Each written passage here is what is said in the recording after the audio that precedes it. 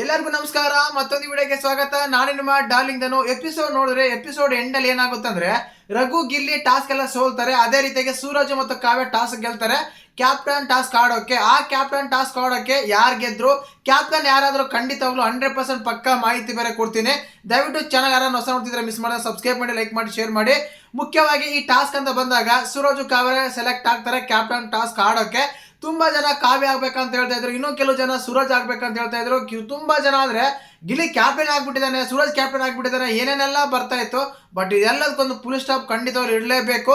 100% captain ಆಗಿದ್ದೀವ್ರೆ. ಮುಂದಿನ ವಾರದ ಕ್ಯಾಪ್ಟನ್ ಕಾವ್ಯ ಅವರು ಸೆಲೆಕ್ಟ್ ಆಗಿದ್ದಾರೆ. ಕಾವ್ಯ ಅವರು ಮುಂದಿನ ವಾರದ ಕ್ಯಾಪ್ಟನ್ ಆಗಿದ್ದಾರೆ. ಒಂದು ಬಿಗ್ ಚೇಂಜ್ ಅಂತಾನೆ ಹೇಳ್ಬೋದು ಈ ವಾರದಲ್ಲಿ ಕಾವ್ಯ ಅವರಿಗೆ. ಯಾಕಂದ್ರೆ ಟಾಸ್ಕ್ ಎಲ್ಲ ಗೆದ್ದು ಕ್ಯಾಪ್ಟನ್ ಆಗ್ತಾರೆ. 100% ಪಕ್ಕ ಮಾಹಿತಿ ಕೊಡೋದು ಮುಂದಿನ ವಾರದ ಕ್ಯಾಪ್ಟನ್ ಕಾವ್ಯ ಶೈವಾನಿ. 100% ಸತ್ಯ ಕೂಡ ಹೌದು.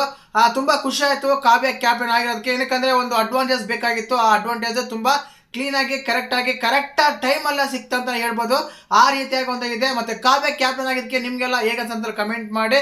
ಜೈ ಹಿಂದ್, ಜೈ ಕರ್ನಾಟಕ ಮಾತು.